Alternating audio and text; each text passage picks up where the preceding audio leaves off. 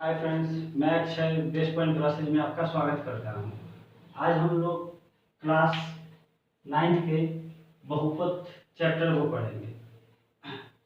बहुपद चैप्टर जो है आपका,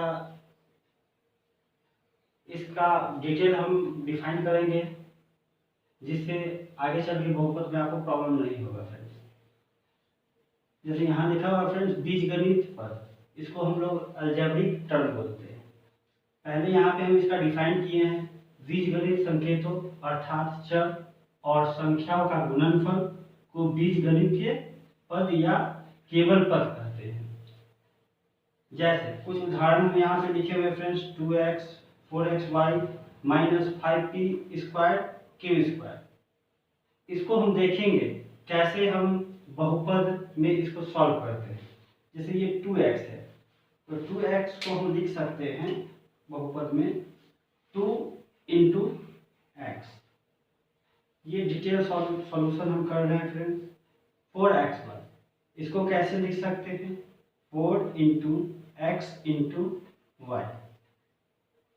उसके बाद यहाँ फ्रेंड्स दिया हुआ है माइनस 5p स्क्वायर और क्यू स्क्वायर, तो इसको हम फ्रेंड्स लिख सकते हैं minus 5 into P square. P पे स्क्वायर है मतलब p 2 टाइम्स लिखेंगे, p इंटू पी, और फिर यहाँ क्यू पे स्क्वायर है तो क्यू को भी हम 2 टाइम्स लिखेंगे, मतलब क्यू इंटू क्यू। उसके बाद फोर्थ नंबर्स आपका जो उदाहरण है, यहाँ दिया हुआ है ए स्क्वायर बी सी, तो इसको कैसे लिखेंगे? a इंटू ए। क्यों? क्योंकि a पे पावर 2 है तो इसको 2 बार लिखेंगे। फिर इंटू आपका ये b है तो b लिख देंगे, और c है तो c लिख देंगे। जब किसी पे पावर कुछ नहीं होता है तो उसका मतलब उसमें पावर 1 होता है। अब ये जो क्वेश्चन 5 है, इसको हम कैसे लिख सकते हैं? देखिए फ्रेंड्स, इसको 2 तरीके से लिख सकते हैं। जैसे नॉर्मली हम लोग जानते हैं, इसको लिख सकते हैं ए स्क्वायर, ये आपका भाग है तो बटा में आ जाता है, इसको हम बी लिख सकते हैं। और इसको एक और तरीके से हम लिख सकते हैं, इसको लिख सकते हैं ए स्क्वायर, और ये भाग है। हम जानते हैं किसी भी संख्या के नीचे 1 छिपा होता है, किसी भी संख्या के नीचे 1 छिपा होता है, तो ये भाग है, इसको तो हम गुना में कन्वर्ट कर देंगे, और ये जस्ट इसका रेसिप्रोकल कर देंगे इसको, तो ये 1 ऊपर चल जाएगा और ये आपका b नीचे आ जाएगा। इसको भी आप मल्टीप्लाई कीजिएगा तो भी फ्रेंड्स यही आएगा। तो आई होप बहुपद का यहाँ तक आपको समझ में आया होगा।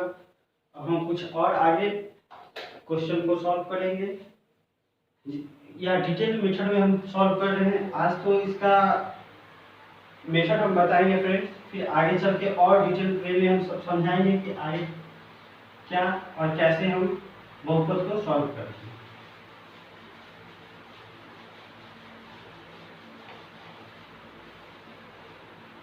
आप देखिए, दूसरा है गुणांक।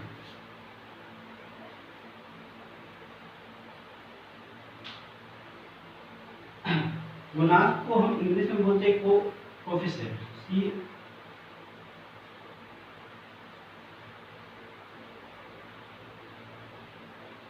गुणांक को हम इंग्लिश में बोलते हैं कोएफिशिएंट। इसका पहले तो हम जानते हैं गुणांक किसे कहते हैं। चलिए उसके डिफिनेशन को हम बताते हैं। किसी पद में गुना करने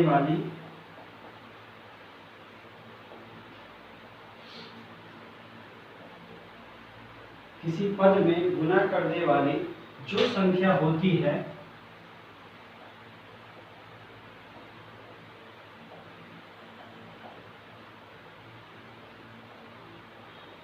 किसी पद में गुना करने वाली जो संख्या होती है उसे उस पद का अंक गुणांक कहते हैं।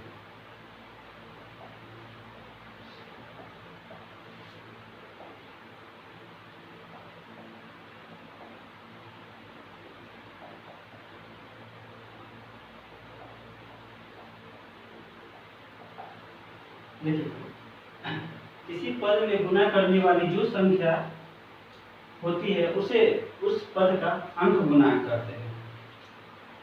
अब इसके भी कुछ एग्जांपल्स को हम देखेंगे कि गुणांक क्या होते हैं। जैसे उदाहरण मान लीजिए 5 है, तो इसमें पूछेंगे गुणांक क्या है, तो गुणांक ये अंक होता है, तो इसका गुणांक 5। दूसरे एग्जांपल्स को हम लिखते हैं -7 AB। पूछेंगे इसका गुणांक क्या है, तो इसका गुणांक आपका -7 है। अंक जो होता है वही आपका गुणांक होता है। तीसरे में हम लिखते हैं, मान लीजिए 10x, y, z। तो इसका गुणांक क्या है, तो गुणांक आपका इसमें अंक क्या है, ये 10। तो ये आपका गुणांक है। और अगर चौथा नंबर ये है आपका AB दिया रहेगा, तो हम पूछेंगे इसका गुणांक क्या है। तो आप देख रहे हैं यहाँ पे तो गुणांक आपको नहीं दिख रहा है, लेकिन हम लोग जानते हैं किसी भी संख्या के पहले एक छिपा होता है, तो यहाँ पे एक छिपा हुआ है, इसका गुणांक 1 हो। लेकिन बहुत सारे स्टूडेंट जो है वो सबसे बड़ा गलती जो करते हैं वो ये करते हैं, जैसे -xy। तो हम पूछेंगे इसका गुणांक क्या होगा, तो बहुत सारे स्टूडेंट बोलेंगे सर इसके पहले तो एक छिपा होगा, इसका गुणांक 1 होगा। नहीं, इसका गुणांक -1 होगा। क्यों? क्योंकि -1 से जब आप इस संख्या को गुना कीजिएगा तो आपका गुणांक ये xy के टर्म में आ जाएगा। आई होप यहाँ तक आपको समझ में आया होगा फ्रेंड्स। अब चलिए कुछ और रूल्स की तरफ हम लोग बढ़ते हैं। अब हम लोग देखेंगे पद और घात। पद किसको बोलते हैं और घात किसको बोलते हैं। पद और घात, इसको इंग्लिश में हम लोग कहेंगे degree of a term. Degree of a terms. चलिए इसके डिफिनेशन को हम लोग देखते हैं।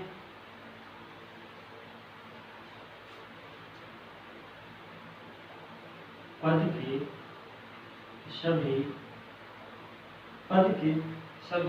चर के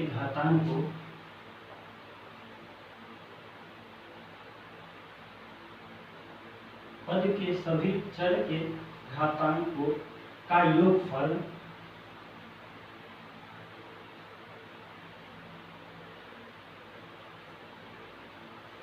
पद के सभी चर के घातांकों का योगफल उस पद का घात कहलाता है।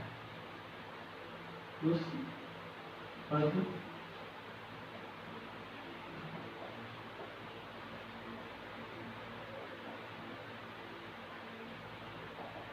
देखिए पद के सभी चर के घातांकों का योगफल उस पद का घात कहलाता है।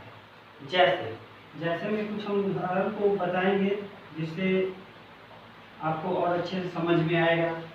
जैसे हम लिखते हैं, मान लीजिए 5x स्क्वायर y z लिख लीजिए। तो इसको हम सॉल्व करेंगे तो पद और घात, और यहाँ पे डिफरेंस लिखा हुआ है पद के सभी चर के घातांकों का योगफल। चर क्या होता है और अचर क्या होता है। जो आपका अल्फाबेट में जो दिया रहता है उसको हम चर बोलते हैं। तो अल्फाबेट में यहाँ क्या दिया हुआ है x y z। योगफल हमारा निकालना है उस पद का घात कहलाता है। तो देख रहे हैं यहाँ पे चर के ऊपर पावर कितना है, 2 है। ये y है, y के ऊपर आपका पावर कितना है, कुछ नहीं। जब कुछ नहीं दिया है तो हम लोग जानते हैं कि वहाँ उसके ऊपर पावर 1 छिपा होता है, तो 1 लिखेंगे। फिर आपका ये z पे पावर कितना है, कुछ नहीं है, तो यहाँ भी 1 है। तो ये सबको हम ऐड कर देंगे तो हमारा 4, यानी इसका जो घात है वो 4 है।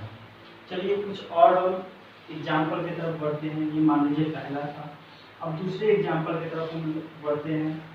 जैसे 2a² bc लिखते हैं। तो यहाँ पे जो हमारा चर है, चर हमारा a भी है, b भी है और c भी है, इसके ऊपर घात कितना है, तो घाती को इंग्लिश में हम लोग पावर्स बोलते हैं, और इसके ऊपर घात कितना है, a, c के ऊपर घात कितना है, a, ये सबको भी हम जोड़ेंगे तो 4 आ जाएगा। तो ये 2a² bc का घात क्या होगा, 4 होगा। चलिए एक और उदाहरण की तरफ हम लोग बढ़ते हैं। जैसे 3a दिया है, तो हम पूछेंगे इसका घात क्या है। तो हम पहले तो चर देखेंगे, चर हमारा a है, इसके ऊपर क्या है, 1 छिपा हुआ है, तो इसका घात 1 हो जाएगा। यहाँ तक फ्रेंड्स आप लोग को समझ में आ गया होगा। चलिए अब हम लोग और आगे रूल्स की तरफ बढ़ते हैं।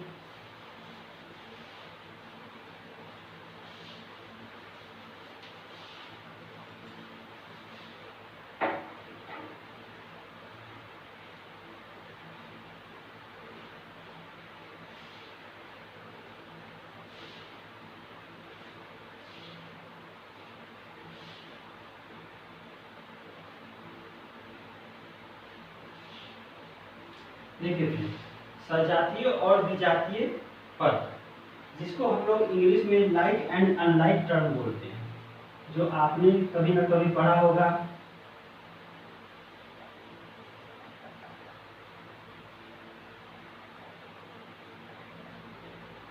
आखिर सजातीय और विजातीय पद क्या होते हैं। चलिए पहले तो हम इसका डेफिनेशन बताएंगे, उसके बाद हम कुछ उदाहरण को सॉल्व करेंगे। देखिए कुछ हम लिख रहे हैं फ्रेंड्स, इन पदों को देखिए, कुछ हम पद लिखेंगे, उसको आप देखिएगा, उसके बाद आपको हम समझाएंगे। 3x, 4x, -x, -2x, ये हम कुछ लिखे हैं फ्रेंड्स इसमें। अब गौर से देखिए, तो इन पदों के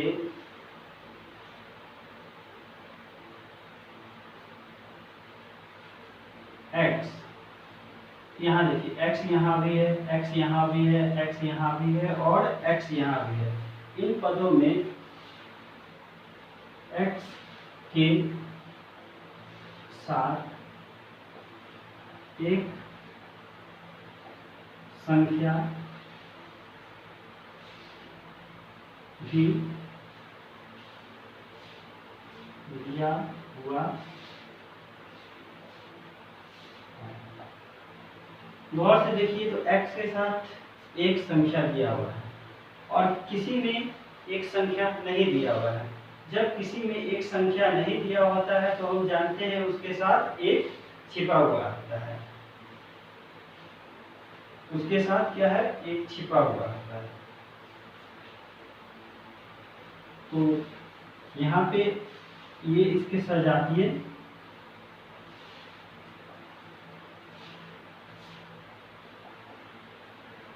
ये इनके सजातीय। अब कैसे, इसको कुछ उदाहरण के माध्यम से हम लोग सीखेंगे। जैसे हम कुछ उदाहरण देते हैं फ्रेंड्स,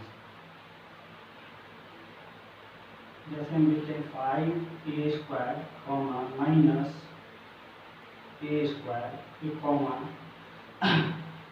4a²।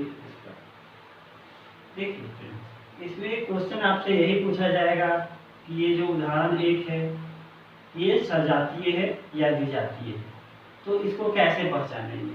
यहाँ पे हम देख रहे थे कि ये सजातीय था, क्योंकि यहाँ जो x था, यहाँ भी x ही है, यहाँ भी x है, यहाँ भी x है। अभी हम माइनस प्लस को नहीं देख रहे हैं, बस देख रहे हैं x है। फिर यहाँ देख रहे हैं a² है, यहाँ भी a² है, यहाँ भी a² है। मतलब a² यहाँ हो तो आगे भी a² होना चाहिए, तो यहाँ भी सब जगह a² है, इसलिए ये आपके सजातीय है। तो यहाँ पे हम लिख सकते हैं ये सजातीय पद है। चलिए उदाहरण 2 की तरफ हम लोग बढ़ते हैं।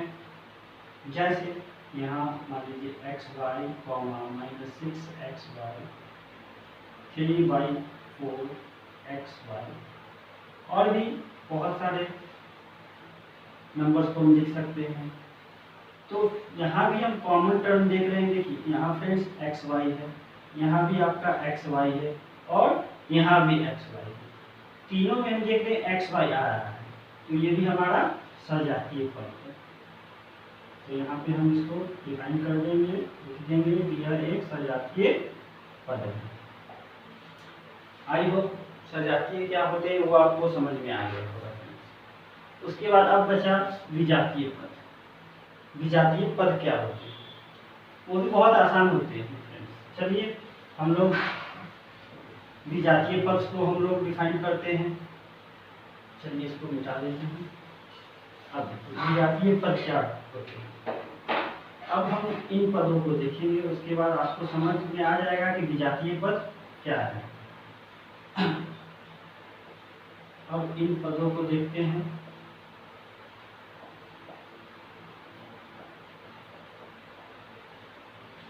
जैसे देखिए मान लीजिए हम यहाँ 4x² x, 4x² x, 4x³ ये लिखे। इसको हम लोग देख के बता सकते हैं ये विजातीय पद है।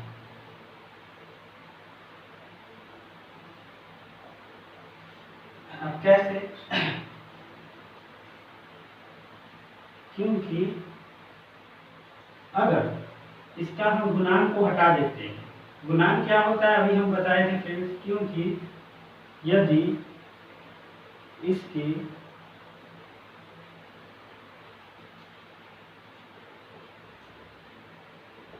गुणांक को हटा दिया जाए, मान लीजिए यहाँ 4x² x फिर 4x³ है, इसके गुणांक को अगर हम हटा दिए जाए तो यहाँ पे क्या बचेगा? मान लीजिए ये 4x², इसको हम हटा देते हैं इसके गुणांक को, तो यहाँ पे x² बचेगा। फिर यहाँ पे हम गौर से देखेंगे तो इसको हम क्या लिख सकते हैं, x² को x × x, मतलब इसमें x कितने टाइम्स आया है? 2 टाइम्स आया। फिर यहाँ सिंगल x है, यहाँ पे क्या आया? एक ही बार आया। फिर यहाँ पे आपका x पे क्यूब, मतलब x का एक्सपोनेंट, तो इसके x कितने बार आया है? 3 टाइम्स आया है। तो यहाँ देख रहे हैं बहुत डिफरेंट टाइप से आ रहे हैं, यहाँ 2 बार आ रहे हैं, 1 बार आ रहे हैं, यहाँ 3 बार आ रहे हैं। जब डिफरेंट आए तो वो आपके विजातीय पद होंगे। तो आई होप यहाँ तक आपको समझ में आ गया होगा। अब हम लोग बहुपद के और डिटेल्स रूल्स को हम लोग नेक्स्ट वीडियो में सीखेंगे। अगर यहाँ तक आपको फ्रेंड्स अच्छा लगा है, आपको हमारा कंटेंट समझ में आया है, तो प्लीज़ इसे सब्सक्राइब कीजिए, लाइक कीजिए और ज़्यादा से ज़्यादा शेयर कीजिए। और अपना व्यूज़ हमारे कंटेंट बॉक्स में लिखिए कि आपको ये वीडियो कैसा लगा। Thank you friends. Next video में बहुत जल्द हम आपसे मिलेंगे।